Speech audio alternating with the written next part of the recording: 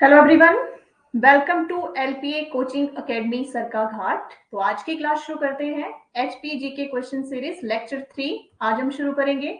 इसमें भी हम इंपॉर्टेंट क्वेश्चन विद एक्सप्लेनेशन ठीक है के साथ हम आज की क्लास में पढ़ेंगे। तो चलिए क्लास शुरू करते हैं। क्वेश्चन नंबर फर्स्ट है, how is direct district administration organised in HP Himachal Pradesh at district level.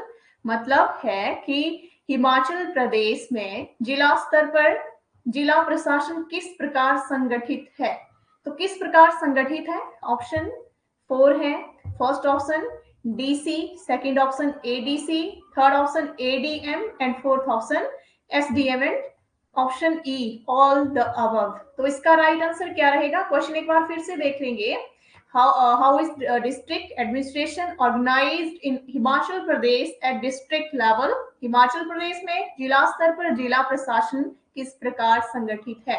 तो इसमें जो राइट आंसर रहेगा option E all the above. तो ऑल द अबव मतलब ऑप्शन सारे ही सही हैं, DC, ADC, ADM and SDM. ठीक है, तो इसको हम एक्सप्लेन करेंगे सारे क्वेश्चन को अच्छे से मैं आपको समझाऊंगी। लेकिन आगे एक्सप्लेन करने से पहले मैं आपको एक इंपॉर्टेंट इंफॉर्मेशन देना चाहती हूँ कि अगर आप हमारे new offline online coaching batches join करना चाहते हैं, जैसे कि HP police constable, HP patwari, panchayat secretary, forest guard, Agniveer, SSC GD, HPPSC, SSC banking, JOA IT, TET टीडीटी कमीशन, अलाइड नायब तहसीलदार, तहसील वेलफेयर ऑफिसर या एचपीएएस, अगर आप इन कोर्सेज में से, इन कोचिंग बैचेस में से किसी की भी तैयारी, गवर्नमेंट एग्जाम की तैयारी कर रहे हैं, तो उसके लिए आप हमें संपर्क कर सकते हैं, हमारी एकेडमी भी विजिट कर सकते हैं।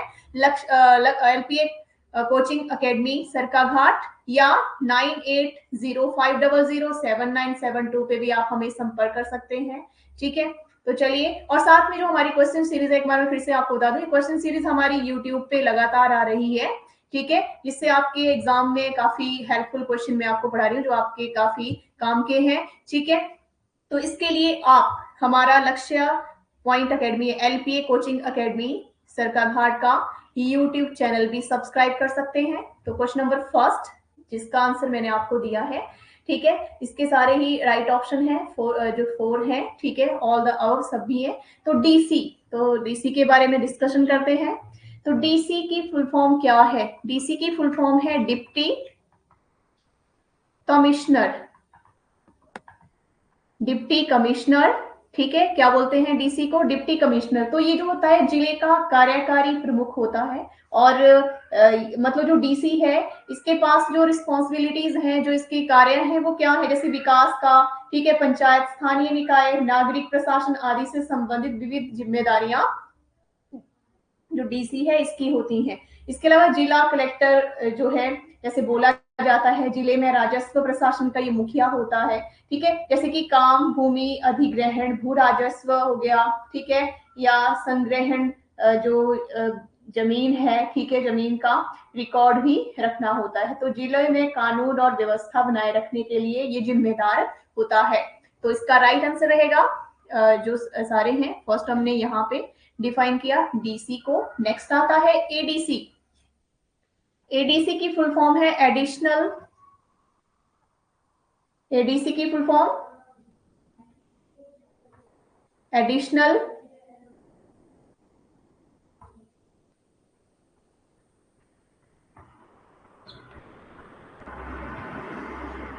एडिशनल डिप्टी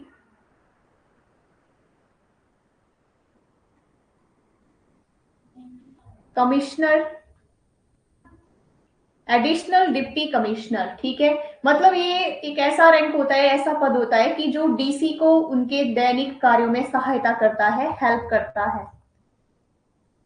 ठीक है, कार्य में सहायता करता है। और नियमों के अनुसार, रूल्स के अकॉर्डिंग हम बात करें तो एडीसी के पास डीसी के समान ही अधिकार होते हैं, जो राइट्स हैं इसके समान ही होते हैं, डीसी के समान। ठीक है, नेक्स्ट आता है एडीएम। एडीएम की फुल फॉर्म रहेगी additional, additional district magistrate.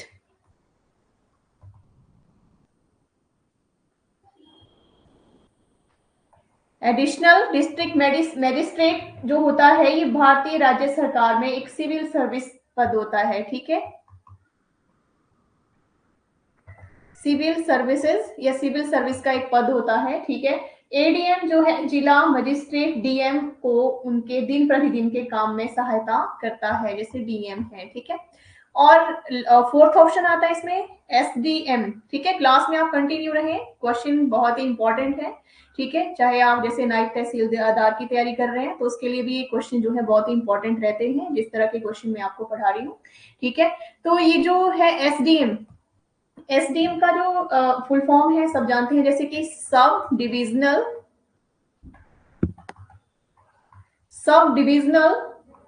Magistrate, sub divisional magistrate SDM को बोला जाता है। तो सरकारी अधिकारी है और सब डिविजनल लेवल पर राजस्व प्रशासन और अन्य संबंधित कार्यों के लिए ये जिम्मेदार होता है, इसकी रिस्पॉन्सिबिलिटी होती है। और कानून और व्यवस्था सुनिश्चित करना, जैसे कि अपराध रोकना, जैसे अपराध रोकना, अधिकार क्षेत्र का विकास करना, एसडीएमओ इसी का होता है, ठीक है। और एसडीएमओ को उप जिलाधिकारी भी कहा जाता है, असिस्टेंट मैजिस्ट्रेट भी आप एसडीएम को बोल सकते हैं, okay.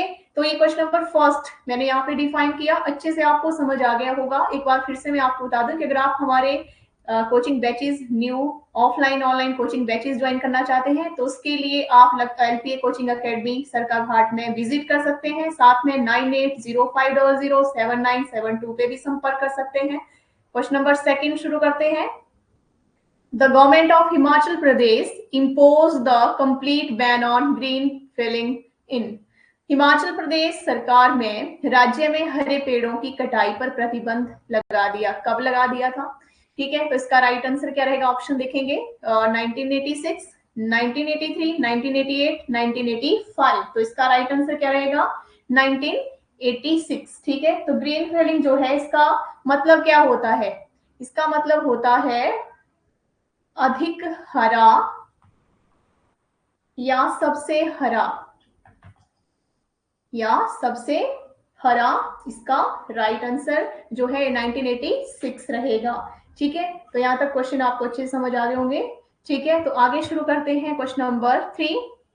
When was consumer protection act enforced in Himachal Pradesh. Himachal Pradesh में उपभोक्ता संरक्षण अधिनियम कब लागू किया गया, तो ऑप्शंस देखेंगे 2 जून 1985, 1 मई 1988, 8 जून 1986 या 28 जुलाई 1988। तो इसका जो राइट आंसर रहेगा, ये जो एक्ट है पार्लियामेंट के दोनों सदनों द्वारा पारित किया गया था, ठीक है। तो ये जो इसका जो राइट आंसर रहेगा वो पहले देख लेते हैं। 1 मई 1988 इसका राइट आंसर रहेगा, ठीक है।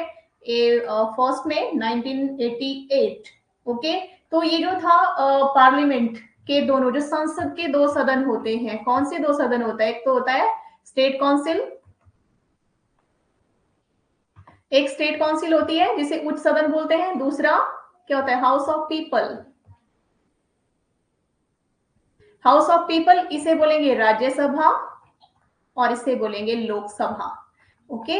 तो यहाँ पे जो संसद के दोनों सदन है, राज्यसभा उच्च सदन है और लोकसभा निम्न सदन है, ठीक है। तो दोनों सदनों के द्वारा पारित किया गया था कब, 22 दिसंबर, कब किया गया था 22 दिसंबर 1986 को राष्ट्रपति की स्वीकृति से प्राप्त हुई थी, ठीक है, मंजूरी मिली थी। और उसके बाद ये जो है किस लिए बनाया गया है, जैसे कि उपभोक्ता जो है, कंज्यूमर जो है, उपभोक्ता को धोखाधड़ी, खतरनाक वस्तुओं और सेवाओं और दोषपूर्ण उत्पादों से बचाने के लिए इस कानून को बनाया गया है, ठीक है। ये जो एक्ट है इसके लिए ही ये बनाया गया है। तो वजह क्या थी इसे बनाने की, वजह ये थी कि जैसे कि उत्पादकों और जो विक्रेता थे, जो उत्पादक और विक्रेता थे, वो उपभोक्ताओं का शोषण कर रहे थे। इसके अलावा जो उपभोक्ता थे उनको सुरक्षा के लिए सरकारी स्तर पर भी कानूनी संस्थाओं का अभाव था, वो नहीं मिल पा रही थी, और उपभोक्ता आंदोलन का दबाव जो था बना हुआ था। तो इसके लिए ये एक्ट जो था पारित किया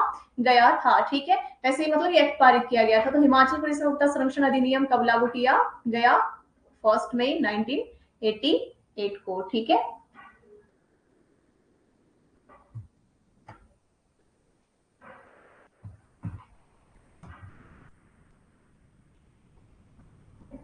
ठीक है, ये क्वेश्चन था, ये एक बार फिर से रिपीट कर लेते हैं। हिमाचल प्रदेश में उपभोक्ता संरक्षण अधिनियम कब लागू किया गया था? तो ये राइट आंसर मैंने यहाँ पे बता दिया। नेक्स्ट क्वेश्चन है question number 4। Who is the head of Himachal Pradesh police? Who is the head of Himachal Pradesh police? Himachal Pradesh police का प्रमुख कौन है? ऑप्शन है DGP, IGP, DIG, none of these. तो इसका राइट आंसर रहेगा DGP.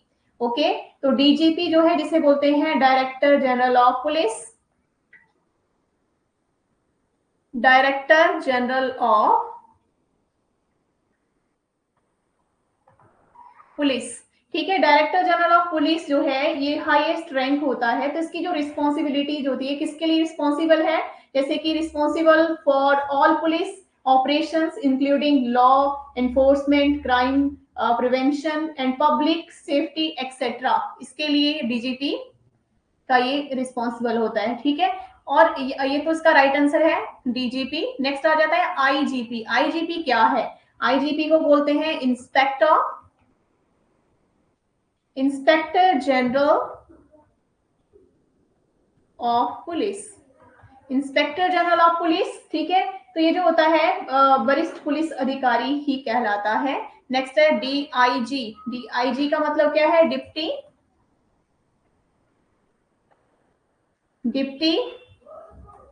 Inspector, deputy inspector general, deputy inspector general of police. तो ये जो होता है अनेक पुलिस जिलों या विशेष जैसे यूनिट्स हैं, जिन इकाइयों की देखरेख करता है। कानून और व्यवस्था बनाए रखना, कार्यों का समन्वय करना, नीतियां लागू करना डीआईजी का काम है। ठीक है, तो इसका right answer DGP option A रहेगा क्वेश्चन नंबर 4 का। क्वेश्चन नंबर 5 है, in which district is the 126 megawatt Larji hydro electric project located? तो क्वेश्चन का मतलब है हिंदी में 126 मेगावाट की लार्जी जल विद्युत परियोजना किस जिले में स्थित है? तो ये किस जिले में स्थित है? ऑप्शन है मंडी, शिमला, सोलन या कुल्लू। तो इसका राइट आंसर रहेगा कुल्लू। ठीक है, जो लार्जी जल विद्युत परियोजना है, लार्जी हाइड्रो प्रोजेक्ट जो है, ठीक है, ये इसकी जो क्षमता है कितनी है? ऊपर भी लिखी हुई है क्वेश्चन में 126 मेगावाट। ओके, और ये जो है डिस्ट्रिक्ट कुल्लू में स्थित है। ठीक है, कहां पर बना है ये परियोजना जो है ब्यास नदी पर बनाई गई है। ठीक है, और ये जो है एचपी गवर्नमेंट की परियोजना है, एचपी गवर्नमेंट की परियोजना है जो लार्जी है। और ये जो परियोजना है पूर्ण जल विद्युत परियोजना है। ठीक है, पूर्ण जल विद्युत परियोजना ये कहलाती है। तो इस तरह से मैंने आज आपको हिमाचल जीके के जो सीरीज है उसमें क्वेश्चन करवाए, आपको अच्छे तरीके से समझ आ गए होंगे। विद एक्सप्लेनेशन ये क्वेश्चन मैंने आपको करवाए, जिससे आपके अदर क्वेश्चन भी यहाँ से ही राइज हो जाते हैं। ठीक है, तो इस तरह से एक बार फिर से मैं आपको बता दूं कि अगर आप हमारे new offline online coaching batches join करना चाहते हैं तो उसके लिए आप एलपीए कोचिंग अकेडमी सरकाघाट में ज्वाइन कर सकते हैं, विजिट कर सकते हैं, या हमें 9805007972 पे भी संपर्क कर सकते हैं। और जिस तरह से कि हमारी जो एचपीजी के क्वेश्चन सीरीज है लगातार यूट्यूब चैनल पे आ रही है। यूट्यूब चैनल है एलपीए कोचिंग अकेडमी सरकाघाट, जिसे आप सब्सक्राइब कर सकते हैं, जिसपे आप हमारी क्वेश्चन सीरीज या अदर क्लासेस भी देख सकते हैं। ठीक है, विद एक्सप्लेनेशन हमारी क्लासेस रहती हैं, जो क्वेश्चन है या क्लास जो होती है। ठीक है, तो उसके लिए आप यूट्यूब चैनल भी सब्सक्राइब कर सकते हैं, हमारी अकेडमी विजिट कर सकते हैं। ठीक है, और इस वीडियो को आप ज्यादा से ज्यादा लाइक और शेयर भी करें। Thank you.